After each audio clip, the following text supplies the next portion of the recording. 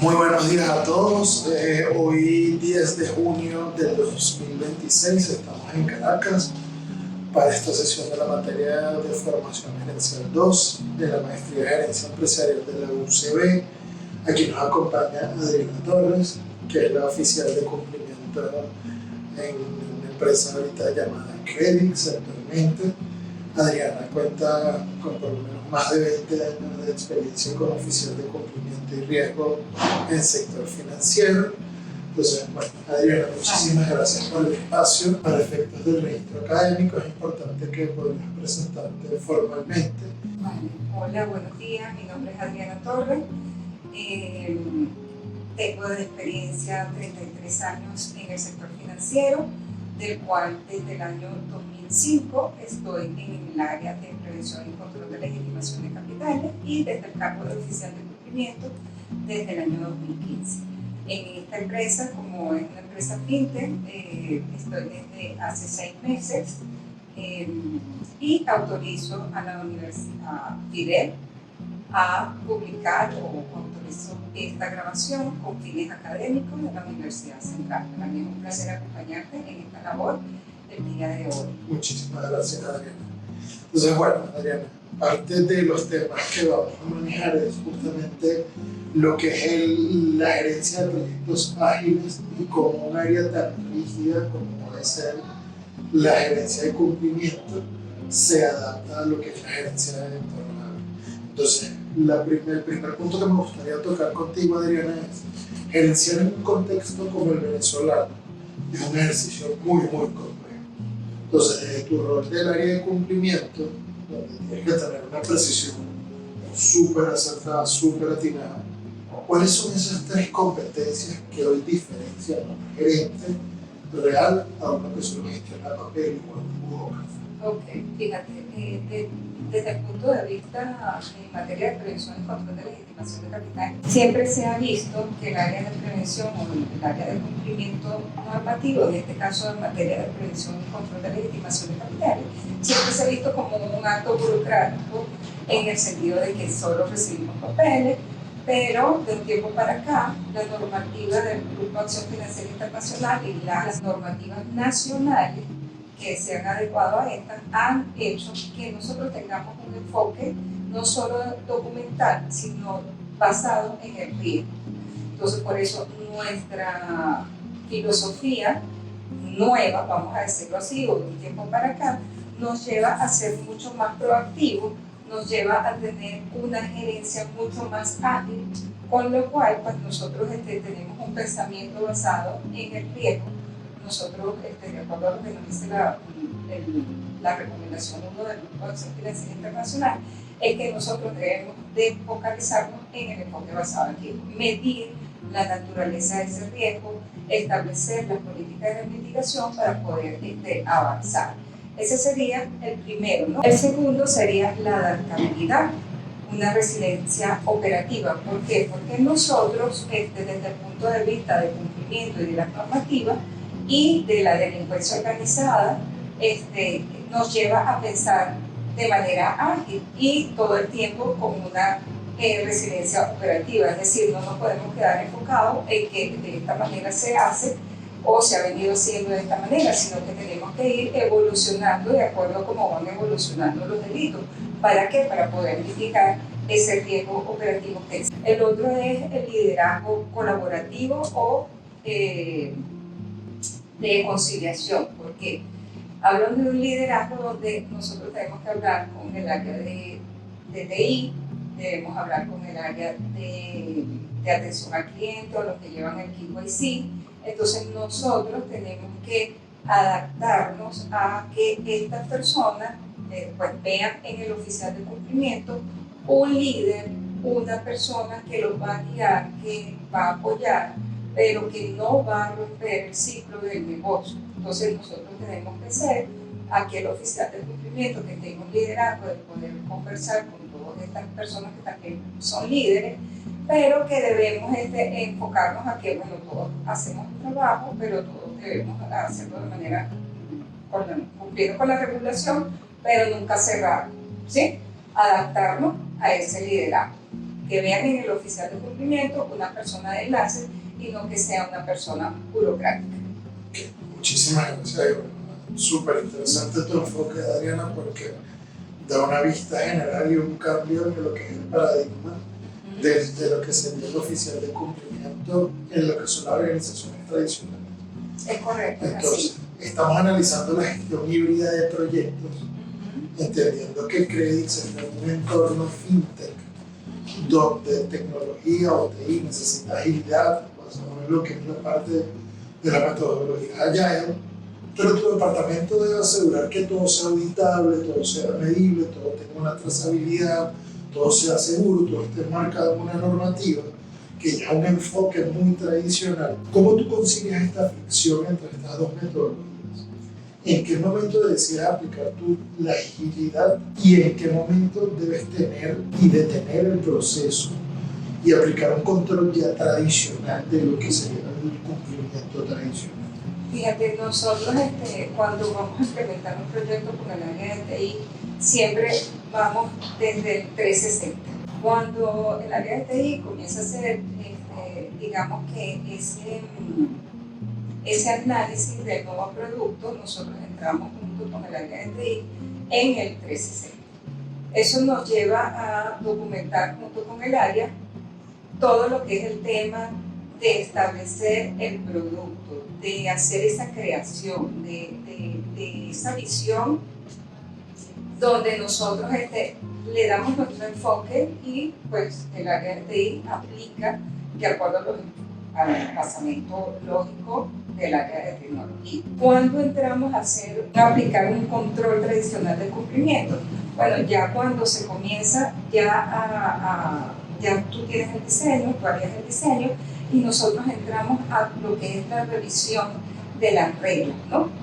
Entonces ya tú aplicarías las reglas y nosotros evaluaríamos el cumplimiento de esas reglas y esa documentación. En el caso, ponte tú que tengamos una revisión de una lista restrictiva, tú haces el diseño de cómo vamos a aplicar la lista restrictiva, pero el monitoreo transaccional o el monitoreo tradicional sería el documentar por parte del área de prevención de un especialista toda la revisión que hizo o el análisis técnico de ese cliente de acuerdo a lo que registró en las líneas en la verificación de la lista restrictiva. Entonces allí aplicamos desde el punto de vista de tecnología todo lo que es el diseño, pero la aplicación documental tiene que ser de acuerdo a las tradiciones. Sí, entonces, Adriana, teniendo todo esto, ¿tú podrías darnos un caso real de Credix en donde la metodología tradicional como tal no hubiera funcionado, entendiendo la dinámica del negocio o la lentitud de lo que es la dinámica tradicional del proyecto, pero que cuando decidimos o decidiste aplicar un enfoque híbrido, entendiendo agilidad y tradicionalidad para lograr ese proyecto, ¿cómo lograste que se ejecutara y se lograra ese proyecto sin comprometer la seguridad del mismo? Fíjate, bueno, primero es evaluar todo lo que es el proyecto en el caso de un caso real que hemos tenido, en el caso de la aplicación del onboarding digital. Fíjate que cuando aplicamos el onboarding digital, nosotros diseñamos todo lo que queríamos, diseñamos todas las reglas de seguridad, las reglas en cuanto a lo que es la verificación biométrica del cliente, de acuerdo a las reglas de tecnología, vamos a decirlo así, donde el cumplimiento tiene un basamento lógico, la captura de datos de nuestros clientes de forma automática o de acuerdo a su identificación, donde podíamos obtener datos directamente de la identificación de nuestros clientes y esto arroparlo en nuestro sistema de onboarding digital. Esa, digamos que es la aplicación tecnológica, ¿sí? Ahora, cuando pasamos allí a las revisiones de manera manual o de manera tradicional, cuando nosotros tenemos un caso de un cliente que quizás coincida con una lista, lo cual tenemos que ir a un repositorio donde nuestros analistas están efectuando la verificación de estos clientes y poder analizar por qué se quedó en esta cajita, vamos a decirlo, y de allí hacemos un análisis y lo podemos documentar. Entonces tú mencionas, Adriana, que el proyecto se diseñó de forma que la parte ágil se trabajó en sprints. Es correcto. Y la parte tradicional son fechas finitas o parámetros o hitos finitos para poder lograr ese entregable final, sí, que es un onboarding digital automatizado. Totalmente así. Esos hitos, como tú dices, pequeños, es una parte minoritaria, son clientes que posiblemente por una coincidencia de apellido o de nombre puedan quedar en este hito, pero que eso tiene una salida rápida de respuesta, vamos a decir una respuesta rápida, no una salida, sino una respuesta rápida por parte del área de prevención. Entonces es perfecto, el diseño de este aplicativo que mencionas se maneja de esa forma. Sí. Lo primero, unos sprints para el desarrollo lógico de la lógica del negocio, ¿verdad? Es lo que estoy interpretando tu respuesta, pero hay unos términos finitos porque hay una fecha para poder hacer las notificaciones al regulador de estos entregables, ¿no? Y sí, que puedan hacer su evaluación. Sí, exactamente. Okay. Otra pregunta, Adriana. En el mundo financiero actual se mueve hacia entornos DAOs. ¿Qué son los entornos DAOs? Son entornos dinámicos, ambiguos, no lineales y coevolutivos. El compliance tradicional es 100% era 100% reactivo desde la conceptualización que explicaste de la AFI, ¿no? En sus orígenes. ¿Cómo tú visualizas actualmente la integración de la inteligencia artificial en estas automatizaciones en el proceso de cumplimiento en Credix como tal? ¿Tú consideras que la inteligencia artificial es una amenaza para el juicio del oficial del cumplimiento del profesional humano o es un catalizador necesario para que se pueda ver la estrategia y priorizar la estrategia, también lo que puede hacer tareas rutinarias automáticamente? Fíjate, hoy en día nuestro sistema de monitoreo no puede ser, y es donde yo veo aplicada lo que es la inteligencia artificial, ¿no? En materia de prevención y control de legitimación de capital. Porque hay muchos hitos en cuanto a la inteligencia artificial, pero desde el punto de vista de seguridad. Ahora, desde el punto de vista del área de prevención, nosotros lo tenemos enfocado es hacia el área de monitoreo transaccional. Okay. En el mundo de la un poquito más que es el monitoreo transaccional. Okay. El monitoreo transaccional es todas las transacciones que realizan nuestros clientes que van en un CRM o en un sistema transaccional donde se reflejan todas las operaciones de nuestros clientes, y justo aquí es importante esa inteligencia artificial. ¿Por qué? Porque un monitoreo basado en las reglas fijas, es decir, un cliente que movilice operaciones por mayores a $200, cuando hoy en día la economía nos lleva a que un cliente pueda hacer muchísimo más transacciones que $200, por decir algo, como por ejemplo, nos lleva a pensar que nosotros son mil y múltiples operaciones transaccionales. Entonces, por lo cual, si nosotros tenemos un sistema de monitoreo con reglas fijas, nosotros no vamos a hacer monitoreo de manera correcta. En cambio, si tenemos un monitoreo transaccional con enfoque basado en el riesgo, con inteligencia artificial, yo puedo programar este sistema y decirle, de acuerdo a la actividad económica que tiene el cliente y de acuerdo a estas transacciones, dime si este cliente se está manejando en un ambiente donde su actividad económica refleje sus transacciones, o si se sale fuera de los umbrales de acuerdo a la transaccionalidad. También yo puedo establecer reglas donde si mi cliente en el mes de enero se mueve de una manera, en el mes de marzo transaccionalmente tiene otra transacción, y en el mes de enero, febrero y marzo tiene las mismas transacciones, yo puedo decir que es un cliente que se está moviendo de acuerdo al perfil transaccional que siempre ha mantenido. Pero el día que ese cliente se salga del umbral, ese cliente tiene que alertarme para yo evaluar, o el área de prevención evaluar, si el cliente se está saltando una regla o si el cliente tuvo un incremento. ¿Por qué? Porque el cliente puede tener incremento porque, bueno, cambió su operativa. A lo mejor el cliente recibió crédito de otra institución o crédito de la institución donde estamos y eso hizo que su evolución monetaria creciera, su transaccionalidad creciera. Pero también puede ser que esté inyectando por la delincuencia organizada. Entonces esas son las etapas o son las casuísticas que desde el área de prevención tiene que evaluar. Si nosotros tenemos un sistema de monitoreo con reglas a través de la IA, que sería lo fascinante y lo fabuloso, pues nosotros vamos a tener un sistema de monitoreo que realmente te vaya a dar alertas que van a ser productivas, alertas que te van a llevar a hacer un análisis y a hacer un reporte de actividad inusual o sospechosa a la Unidad Nacional de Inteligencia Financiera.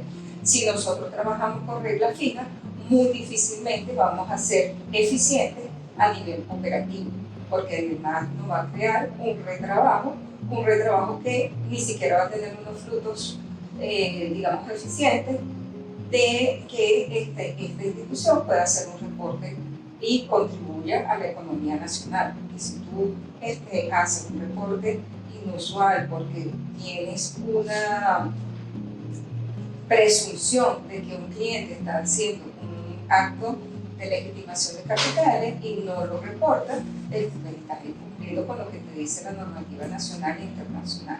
La idea es que estos sistemas apoyen a todo lo que es el sistema de monitoreo para poder tener una eficiencia en lo que tú vas a reportar a la Unidad Nacional de Inteligencia Financiera. Perfecto. Me queda muy claro, Adriana, y tu análisis de cómo la inteligencia artificial justamente potenciaría el rol estratégico de la unidad de cumplimiento, de la oficina de cumplimiento, y debería de tener un rol operativo para de verdad poder brindar el aporte y el valor que necesita cada organización. Sí, es así, porque si no estaríamos llenando al sistema financiero de reportes inusuales a esta Unidad Nacional de Inteligencia Financiera. Esto sería, de verdad, que si lo aplicáramos para todas las instituciones financieras, esto sería, tendríamos un sistema mucho más seguro y donde realmente estemos dando aportes pues, a la economía y al mismo sistema financiero, y sobre todo pues ya el Ministerio Público entraría ya directamente a buscar realmente dónde están esas tipologías. Inclusive pudiésemos decir que esto alimentaría todo lo que es ese ejercicio de tipologías que representan, que realiza la Unidad Nacional de Inteligencia Financiera y que alimentan todo lo que es el CAFID en esta materia. Bueno, Adriana, para cerrar, bueno, esta agradable conversación, esta muy amena conversación contigo, me gustaría que me dejaras y le dejaras al grupo y a los compañeros 3 lecciones esenciales que hayan definido tu carrera.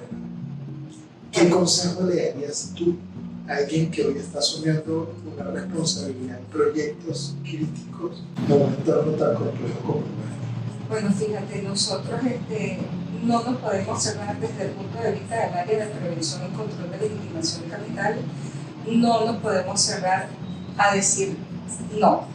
Es decir, nosotros tenemos que aplicar y dinamizar y crear cultura a las áreas de negocio en el sentido de que tenemos que hacer negocios bien, tenemos que cumplir en materia de prevención y control de legitimación de capitales, y el oficial de cumplimiento o el que esté liderizando las áreas de cumplimiento tiene que saber que tiene que aplicar un enfoque basado en el riesgo.